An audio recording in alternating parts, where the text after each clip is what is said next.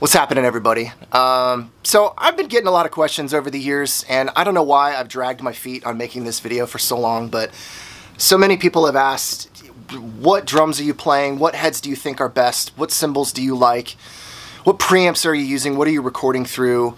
How do you get your drums to sound like they do? All that stuff. So, you know what? I think it's time to finally do a studio tour.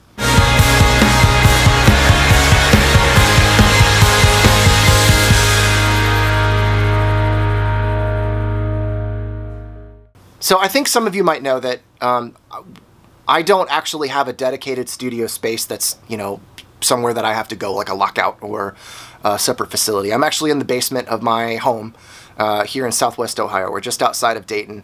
And when my wife and I moved into the house, one of the reasons why we picked this place was because of the basement space. We have this really large, unfinished space that's just off camera over here.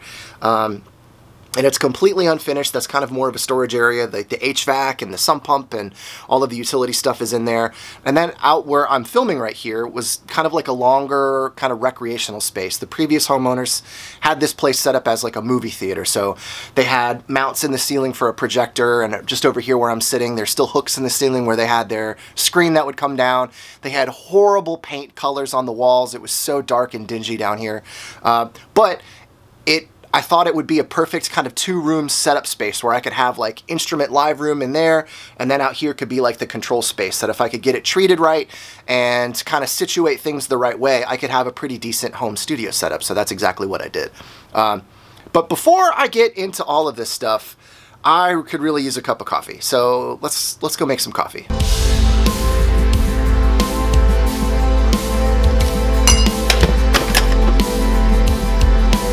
My jam.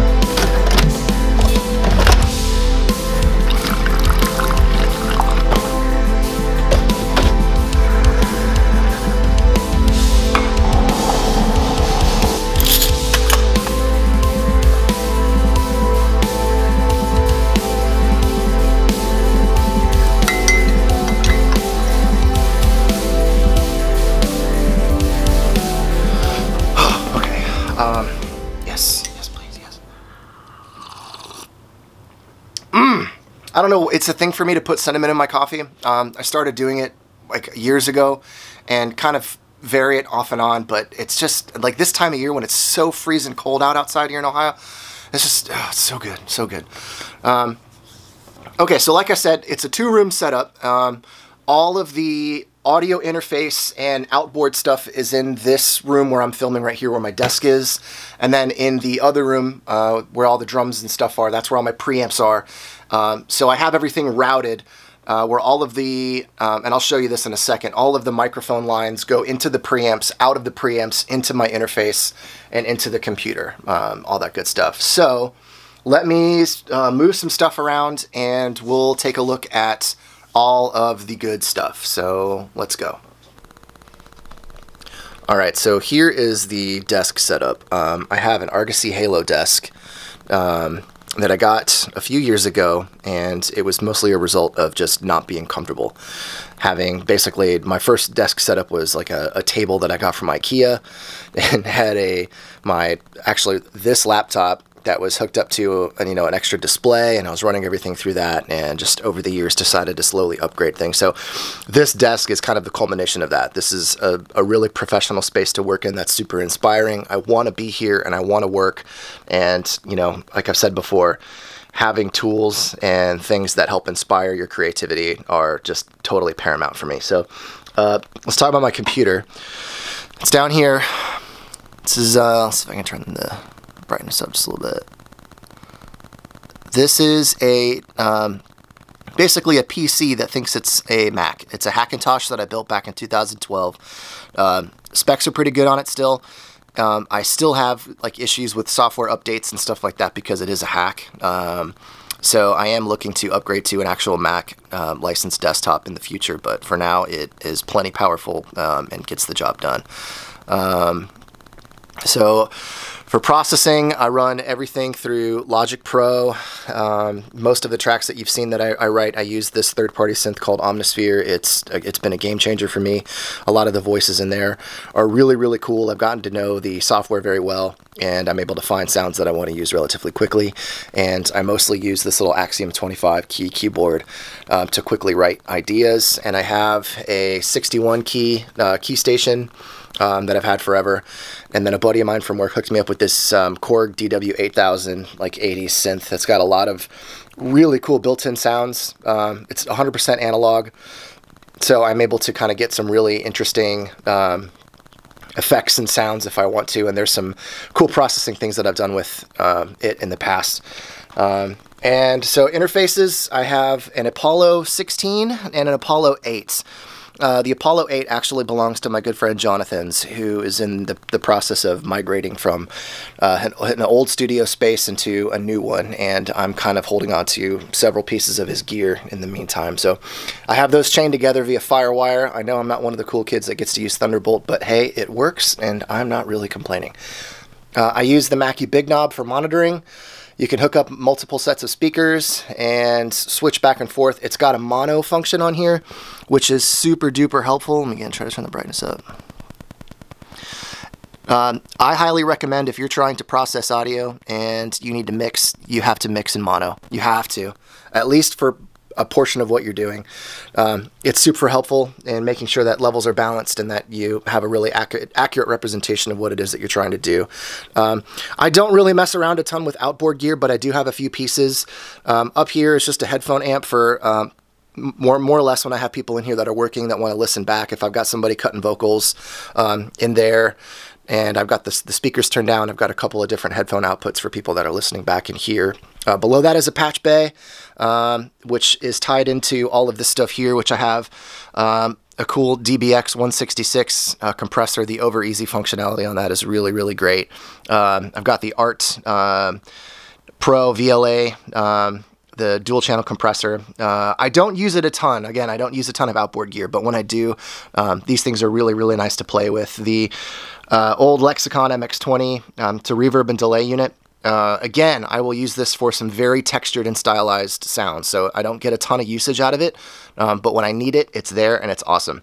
There is an extra Focusrite 8-channel preamp in here, and I use this for gain staging when I send stuff through here, because for whatever reason, routing output gear for me has always been an issue, especially with getting proper levels, so it's nice to have a pre to run things through to, again, kind of gain stage and make sure everything's good. I picked up this ultra-wide curve monitor a while ago. The desktop real estate has, in my opinion, even though I'm still trying to pay it off, it's totally worth it. Being able to see an entire session and on one screen and without having to scroll back and forth is super helpful.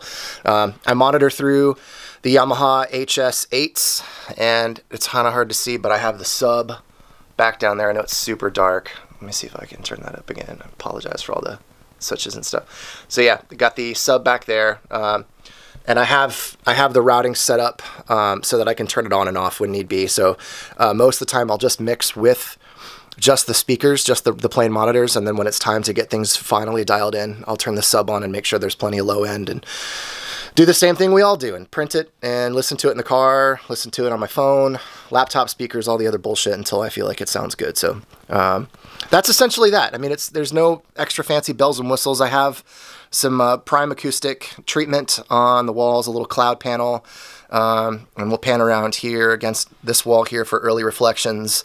And then over here is kind of like a listen back station. I have, it's kind of hard to see, but an old vintage stereo receiver that a friend hooked me up with. There's a turntable, and then this old reel-to-reel that was my dad's that he brought back from Vietnam. And then these old vintage B&W like home theater speakers, which actually still sound phenomenal and were my first reference monitors when I first started. I actually ran from the audio output of my laptop into a stereo receiver and monitored through these things. It was noisy as hell, but things didn't sound terrible, so, you know, whatever. But I like to play records down here or test mixes on here. I have an aux input for my iPhone to plug into that. So usually in the mornings on the weekends, I like to play some music down here and just kind of get a vibe going for the day and all that stuff. And then as we pan around back here, some more treatment on the walls. I got my drum tree for Christmas set up. I haven't put the lights on it yet, but some back wall treatment, and then some guitars. Again, sorry for the brightness. So I don't play a ton of guitar, but I do play enough to kind of write and get some voices. But I do have instruments here for when people come in to use and all that stuff. And then just behind this light box here, I've got a TV set up, you know, with the Xbox, Netflix, all that stuff for people to hang out while we're working on stuff. And then, of course, you got to have a little mini fridge for drinks and stuff. Okay, so let's move into the live room. I got to move some stuff around. Okay, so here's the live room. Again, this was a unfinished, mostly, it still is unfinished space. And then over here behind my vocal mic is my HVAC system, which I know might not look like the best place to track vocals, but I do have a kill switch on it, so when it is time to track and when it's not too cold out, I can't kill everything, and it's not horrible. I am working on a more permanent solution to have a more dedicated vocal booth, but this works for the time being. I have moved it in several places in the room to kind of experiment with different sounds, but it works for now, and that's good enough for me. Okay, here's all the preamps. So let's run this down real quick, and then I'll show you the drums and wrap this thing up here. So I have various preamps that I use for pretty much all of the drums and percussion and anything else that I have to record in here. Thankfully, the Apollo 8 has the 4 unison preamps in there, so mostly guitars I'll run direct and utilize some of the unison stuff in there, so I don't have to worry about monitoring guitars and plugging in amps and all that good stuff. But let's just run it down. The first thing up here is a PreSonus studio channel. I don't actually use that right now. Again, that's part of my buddy Jonathan's stuff, and I don't have a power supply for it yet, so not using it at the moment.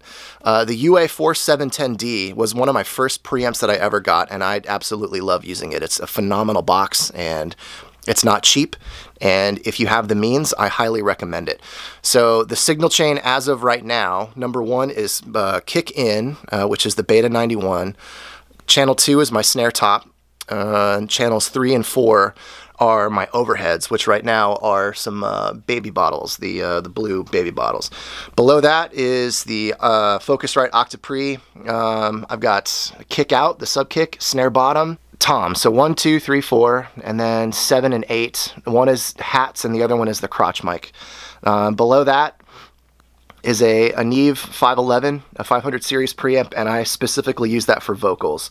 Let's see, the MP2s. The top one, the left channel, I don't use because the VU meter doesn't light up, and I think there's either a bad circuit or something in there. So the second channel is the second kick-in, which is the D112, and then the bottom MP2 is my aux snare. So I've got snare top and snare bottom.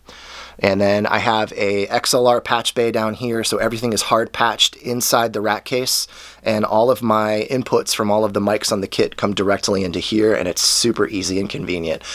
So let's check out the drums. So this is the kit that you guys see in all of the videos. It's the same kit that I've used ever since I first started. It is a Pearl Reference Series kit that I got back in 2006. So for those of you who don't know much about the reference shells, they have different blends of different woods to cater them to their specific frequency range. So for example, the racks and snare drums will be a mix of maple and birch. The bigger drums will be a mix of like maple and mahogany, for example. It smells amazing when you change the heads on these things. They all smell so good. For snare drum, I get a lot of questions about this. I'm using a Sensitone 14 by 6.5 beaded brass with an Evans heavyweight and a Super 30 snare strand. I have 30s on all of my snare drums because I always feel like the tighter the snare head, the bigger the snare bed, the greater the snare response, and just ultimately the better sound. For heads, I'm using Evans heads, obviously. I have a G2 on the aux snare. For all of my tom tops, I'm using the UV ones. On the floor toms, I actually have G2s on the bottoms and Genera resonance on the racks. I think I've got the Hazy 300s on both, actually on all of my snares right now. And then I'm using an EMAD with the thicker dampening on the kick drum. All Meinl Cymbals, we'll just run it down real quick. I've got a 18-inch vintage Pier Crash, 15-inch Byzance dual hats, a 20-inch extra thin hammered crasher hats, 10-inch dual splash, 18-inch dual crash, 22-inch vintage Pier Light Ride, the Fat Stack, Equilibrium China, and then the 22-inch vintage crash sand ride. Vintage sand ride. Vintage crash sand ride. Vintage, what does it say? Sand crash ride. Derp. Okay, so for microphones, it's really not that complex, despite what you guys might think. So for snares, the snare tops, I'm using Audio Technica, the ATM 650s. Let me see if I can get in on those. These are great. What's cool about the Audio Technica microphones is that they're hypercardioid, which means they've got a really, really tight cardioid pattern. For those of you that don't know what cardioid is, it's a polar pattern that most microphones have, where if you can think of the shape of a heart, the bottom part of the heart is where the sound is going to be picked up, and then the top of the crest of the heart is where the sound is going to get rejected. So since these things are directional, I usually point my mics directly at the sound source. So I know I'm going to be hitting directly in the center of the head, so I want that capsule pointed directly at the bead spot. Same thing for this snare drum right here. So I'm hitting dead center on this, and I want that microphone pointed right at it. Same thing for my tom tops, these first 1, 2, 3. I'm using the Sennheiser E604s, which I used to use on the road, but have since used them in the studio for ages now. They sound amazing. They're really easy to work with as far as EQ-wise to dial in and get the proper sound. I do get a lot of questions about this guy right here. This is an Audio Technica AT4050 set to omnidirectional, which means it picks up everything in a 360-degree pattern. I use this as what I would call a crotch mic. So it's very low in the mix, and it's really, really squished with compression, but it picks up all of the attack of the kick drum, snare, toms, all that stuff, and kind of rejects a lot of the cymbal noise, so it's kind of like glue. It really just kind of glues the whole sound of the kit together. Oh yeah, for snare bottoms, I'm using an Audio Technica AE3000 for snare bottom on the main snare, and then I have another like guitar type cab mic. I'll get over there in a second. I forget what it is. It's another Sennheiser. But I find that the condenser mics on the bottom snares actually kind of give you an even more brighter snare response, with just a better picture of the drum itself, which I really, really dig. As I mentioned before, I'm using the baby bottles for overheads right now. You know, for those of you who are new to the recording thing, you always want to make sure that your overheads are spaced equally from your snare drum. And this is a spaced pair orientation. There's a bunch of different options that you can do as far as Glenn Johns, Recorderman, ORTF, XY, all that stuff. I have always preferred spaced pair. That's just the sound that I go for, so that's what I've always used. So make sure when you're setting up your overheads, you get out the measuring tape and make sure that they're the same distance from your snare drum to prevent any phase issues. Okay, for the 16, I'm using this Audio Technica ATM25. It's meant to be sort of like a kick mic, so it's kind of catered to lower end frequency responses, stuff like that. And I've always found that mics that are geared that way really work well for larger toms. This is a 16-inch. I've used a Shure Beta 52. I've used the AKG D112 on the 16 before. They all work great. So back here is storage area. Normally I would keep that Yamaha kit, that's my drum tree up here, but you see the foil-faced insulation? That's what I have along this wall and then along this other exterior wall. So I covered it up with some black cloth that's just kind of stapled up to the ceiling joists up there, which kind of dress the room up a little bit and also help with some sound isolation. Because believe it or not, with a raw concrete floor and all of the ductwork and piping and stuff in here, there are some horrible reflections in here. So that's why I have this big area rug that my parents gave me. I have the stuff on the wall, so it's actually really dead in here, which brings me to the next microphones. These are my favorite. These are some Aventone CV12s. They are large diaphragm, multipolar pattern tube condenser microphones. So inside there is a little vacuum tube, which helps give it some really nice warmth and body. But these things sound great on literally there's the other one over there. These things sound great on everything that I've used them on. Instruments, vocals especially, and any instrument really, they sound awesome. So I actually use a plugin made by Universal Audio that replicates the Ocean Way tracking room. So I have a little bit of reverb saturation from that plugin that helps give this shitty room a lot of body and warmth and vibe. It's actually a lot of my room tone in the mix, which helps, you know, makes things sound really, really good. Cable storage and heads, other drums, extra cymbals, extra snare drums, all that good stuff. So yes, again, it's a big utility room. It's not the prettiest space, but I've made it work over the years for my needs, and it's great. Like, that's all you could ever really ask for. And last but not least, for kick, it's kind of hard to see in there, but I have a Shure Beta 91. It's that really small flat microphone, and then an AKG D112. And then for kick out, I have the Yamaha sub kick. I have a little monitor station here, so I run a cable out of the back of my computer so I can have a display and a USB Bluetooth keyboard that so I can control the computer from in here, which is super helpful for when I'm tracking and stuff, because, you know, for those of us drummers who are at home, we have to be our own engineers as well as our own players, which is what it is. That back guy back there with the tubes on it, that's a headphone amp, just so I can independently control headphone volume while I'm out here.